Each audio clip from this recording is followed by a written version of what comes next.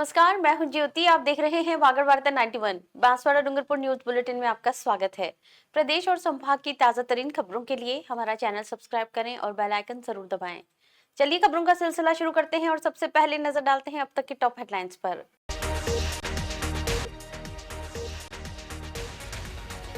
गुजरात ले जाए जा रहे नाबालिग बाल श्रमिकों को कराया मुक्त, मौके से 3 एजेंट को भी किया डिटेन। लैंपस मैनेजर के खिलाफ किसानों ने खोला मोर्चा, खाद की कालाबाजारी और दबंगई के लगाए आरोप।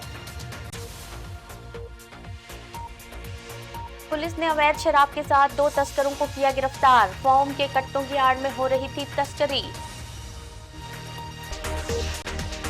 डूंगरपुर जिले में एक बड़ी कार्रवाई करते हुए 22 नाबालिग बच्चों को बाल श्रम से बचा लिया गया। ये सभी बच्चे एजेंटों द्वारा कैटरिंग के काम के लिए गुजरात ले जाए जा रहे थे। डूंगरपुर रेलवे स्टेशन पर चलाए गए रेस्क्यू में टीम ने 27 बच्चों को पकड़ा, जिनमें 22 नाबालिग पाए गए। वहीं 3 एजेंटों को भी डिटेन किया गया है।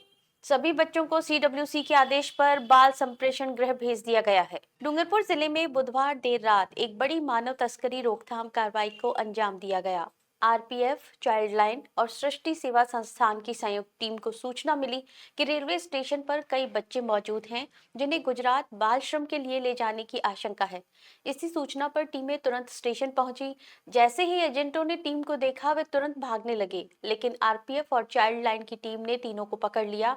शुरू में एजेंटों ने बच्चों से किसी भी तरह के संबंध से इनकार किया, लेकिन जब बच्चों से अलग अलग पूछताछ की गई तो सच्चाई सामने आने लगी।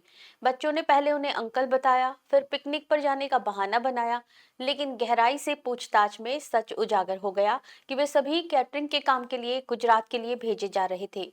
कुल 27 बच्चों को रेस्क्यू किया गया, जिनमें से 22 नाबालिग हैं। इनकी उम्र 11 से 16 साल के बीच पाई गई। वहीं 5 बच्चे बालिग निकले। डिटेन किए गए एजेंट जयचंद, आशीष और संजय ने कबूल किया कि वे जोथरी, बेड़सा, सीमलवाड़ा और मेवाड़ा गांवों से बच्चों को काम के बदले गुजरात ले जाने की योजना बना रहे थे। सभी बच्चे चित्तौड़गढ़ से असारवा जाने वाली ट्रेन में चढ़ने ही वाले थे।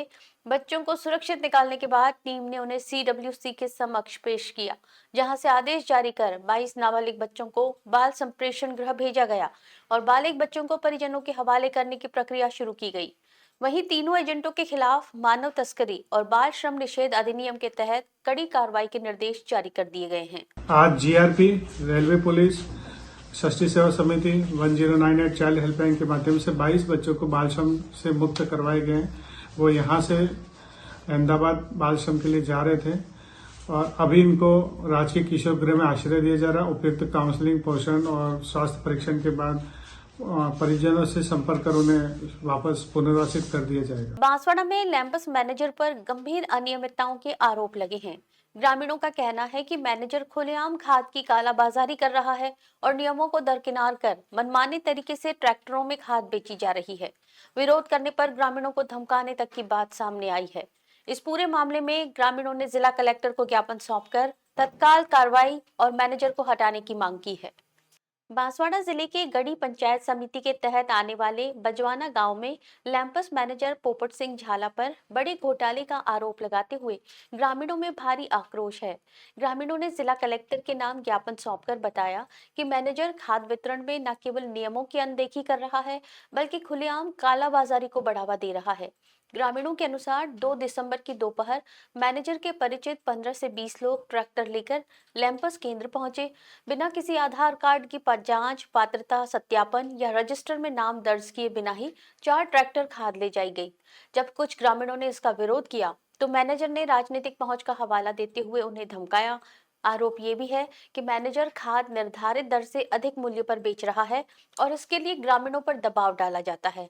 स्थानीय किसानों का कहना है कि जब जरूरतमंद किसान खाद लेने पहुंचते हैं तो उन्हें स्टॉक नहीं होने का बहाना बनाकर लौटा दिया जाता है, जबकि उसी समय ट्रैक्टरों में खाद बाहर भेजी जा रही होती है। ग्रामीणों ने इस पूरी प्रक्रिया को भ्रष्टाचार और दबंगई का मेल बताया। उनका कहना है कि यदि जल्द कार्रवाई नहीं हुई तो इससे किसानों को भारी नुकसान झेलना पड़ेगा।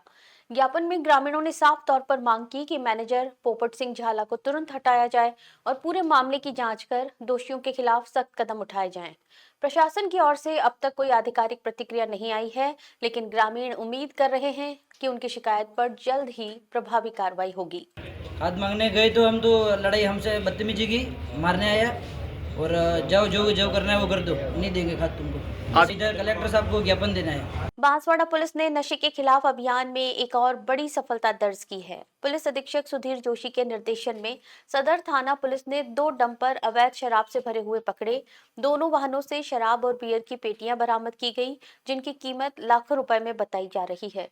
पुलिस ने मौके से 2 तस्करों को गिरफ्तार कर लिया है और अब पूरे नेटवर्क के सरगना तक पहुंचने के लिए पूछताछ जारी है।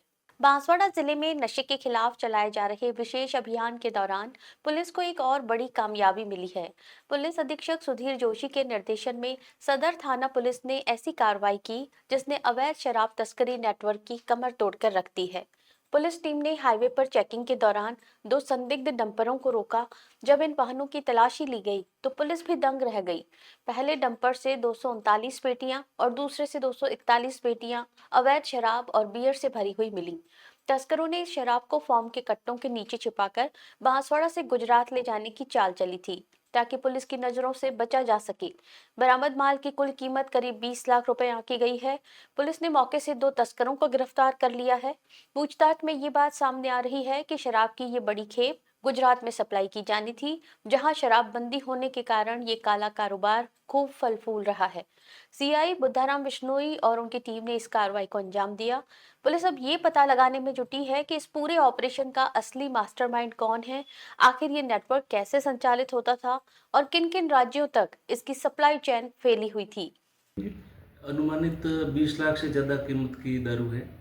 ये ड्राइवर सुरेंद्र ने बताया कि इसका दोस्त है, उसका नाम भी सुरेंद्र है, वो अपनी कार से इसको घाटोल में छोड़ के गया और उसने बताया कि पीछे डंपर आ रहा है, उसको हाथ देना, वो रोक देगा।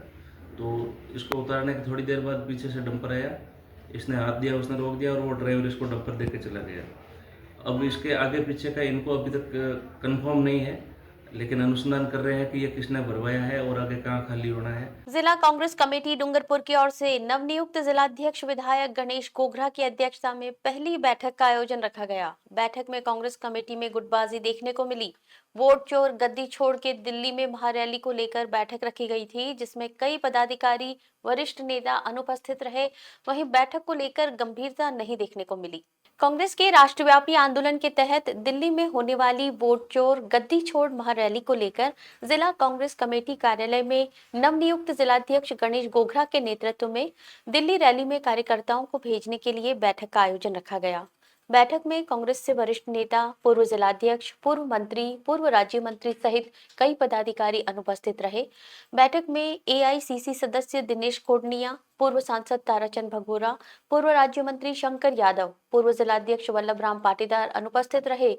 ऐसे में विधायक गणेश गोगरा को जिलाध्यक्ष बनाने पर नाराजगी मानी जा रही है, जो चर्चा का विषय रहा। बैठक में दिल्ली महारैली को लेकर रणनीति तैयार की गई, जिसमें प्रत्येक विधानसभा से बस व्यवस्था करने और उसके पदाधिकारी को जिम्मेदारी दी जाएगी। कि 14 तारीख को ज़्यादा से ज़्यादा संख्या में भाग लेकर इस महारैली को इस एसआईआर के कार्यक्रम को सफल बनाएं। देखो, पहले भी मैंने बताया है 10/11/2025 को मैंने कलेक्टर साहब को ज्ञापन दिया था। 3 मांगे थी हमारी। नरेगा में सबको रोजगार मिलना चाहिए धरातल पर, दूसरा जो फसल खराब हो गया उसका मुआवजा मिलना चाहिए, और तीसरा जो 1-2 साल से मेड कारीगर का भुगतान नहीं हुआ है वो भुगतान मिलना चाहिए समय पर। डूंगरपुर रेलवे स्टेशन पर बुधवार शाम प्रशासन द्वारा कराई गई ब्लास्ट मॉक ड्रिल ने कुछ देर के लिए पूरे इलाके में हड़कंप मचा दिया। शुरुआत में 5 लोगों की मौत और कई घायल होने की खबर फैलते ही स्टेशन पर भगदड़ जैसे हालात बन गए।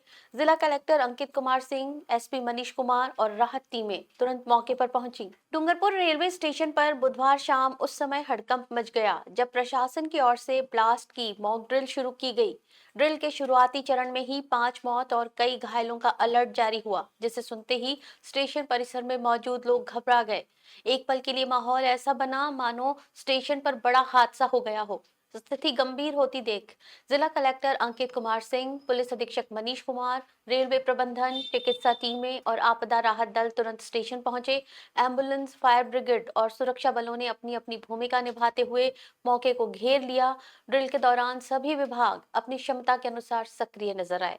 घायलों को स्ट्रेचर पर ले जाना, सुरक्षा घेरा बनाना, भीड़ को नियंत्रित करना, हर चरण को वास्तविक स्थिति की तरह क्रियान्वित किया गया। हालांकि जब मीडिया ने अधिकारियों से पूछा कि किस विभाग को सूचना कब दी गई, किस टीम ने कितने समय में रिस्पांस दिया, तो इस बारे में कोई जानकारी साझा नहीं की गई। कलेक्टर अंकित कुमार सिंह ने बताया कि मॉक ड्रिल का उद्देश्य किसी भी संभावित आपात स्थिति में विभागों के बीच समन्वय, तैयारियों और रिस्पांस टाइम की वास्तविक जांच करना था। उन्होंने कहा कि इस तरह की ड्रिल भविष्य में आने वाली चुनौतियों से निपटने में बेहद कारगर साबित होती है। आज जो डिज़ास्टर मैनेजमेंट की मॉक ड्रिल होती है, उसी के तहत आज हमने रेलवे स्टेशन के ऊपर एक बम विस्फोट हुआ है, इस प्रकार की एक मॉक ड्रिल करी है। उसमें कुछ घायलों को भी हमने रखा था और इसका मेन इंटेंशन यही होता है कि जो हमारे डिपार्टमेंट्स हैं उनका रेस्पॉन्स टाइम किस प्रकार का रहा है और यदि कोई कमी पेशी होती है तो उसको कैसे सुधारा जाए, और इसका फीडबैक भी हम लोग विभागों को देते हैं। तो अब क्योंकि एक्सरसाइज कंप्लीट हो गई है तो इसके बाद हम लोग एनालिसिस करके और इसका फीडबैक शेयर करेंगे। चलते चलते फिर नजर डालते हैं अब तक की टॉप हेडलाइंस पर।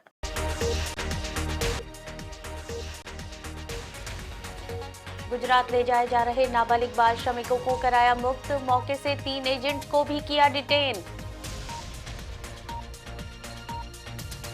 लैंपस मैनेजर के खिलाफ किसानों ने खोला मोर्चा, खाद की कालाबाजारी और दबंगई के लगाए आरोप। पुलिस ने अवैध शराब के साथ 2 तस्करों को किया गिरफ्तार, फॉर्म के कट्टों की आड़ में हो रही थी तस्करी। अपने स्मार्टफोन पर प्रदेश भर की खबरों से अपडेट रहने के लिए आज ही हमारा चैनल सब्सक्राइब करें और बेल आइकन जरूर दबाएं। फिलहाल इस बुलेटिन में इतना ही। दीजिए इजाजत ज्योति को। आप देखते रहिए वागर वार्ता 91। नमस्कार।